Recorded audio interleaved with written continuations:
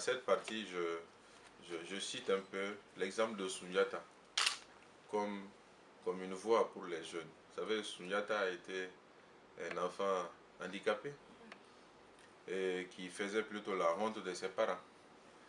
Jusqu'à ce qu'un jour, ils prennent conscience, ils se disent, bon, je vais marcher aujourd'hui.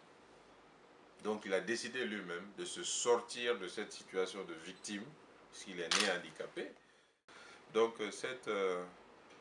cette histoire, cette symbolique de Sundiata, je la ramène un peu au XXIe siècle et demande aux jeunes africains d'être des Sundiata aujourd'hui, par elles-mêmes.